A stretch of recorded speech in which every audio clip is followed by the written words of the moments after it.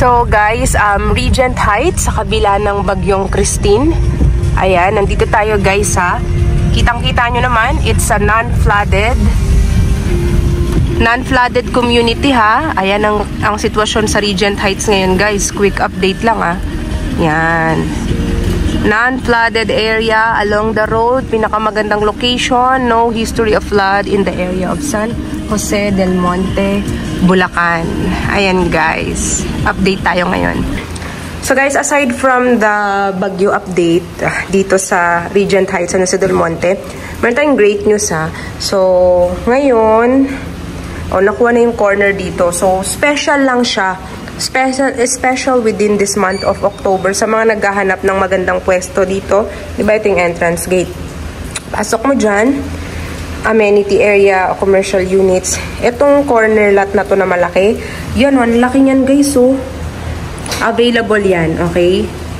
Available to only within this October. Promo lang nila na inopen, nag-iisa special sa linya na to. Kasi diba typically ito lang yung open. So, fa-flash ko na sa screen guys yung kanyang sample competition kung gusto nyong mauna dyan. Ayan.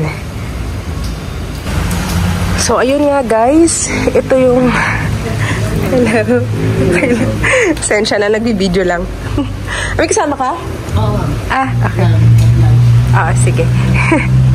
So, ayun nga guys, maulang update sa Regent Heights.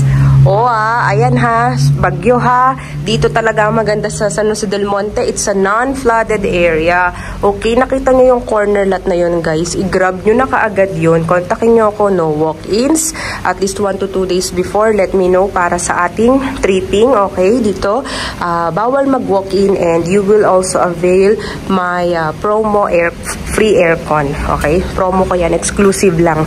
For October para doon sa corner. Ha? Corner lang. So, eto guys, binibigay ako kasi sa screen ng details ng townhouse unit na ito. Ayan ha. Yan yung details niya. Floor and lot area, number of bedrooms and toilet and shower. Ayan. So, it's a complete finished turnover guys. And this is just a very quick update. Na kasi ano na to marami na akong video dito guys. No project na to. Sobrang dami ko ng house tour dito, 'di ba? Alam niyo na 'yun eh. Wala ka nang makikita ganito kalaking townhouse sa San Jose del Monte, Bulacan, very affordable. Pwede sa bank at saka sa Pag-ibig, 'di ba? Perfect to townhouse pero pwedeng-pwede sa big family.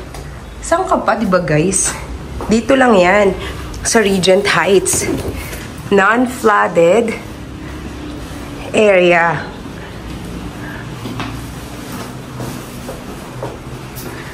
So, ayun tayo guys. Quick update lang. During typhoon. So, also don't forget to hit like and subscribe to my YouTube channel para lagi kang updated sa mga vlogs ko and videos and updates sa lahat ng projects sa Bulacan area guys. Okay? Thank you everyone and have a nice day. Huminto ka na ha, bagyong Christine. Marami nang affected. Okay, see you all.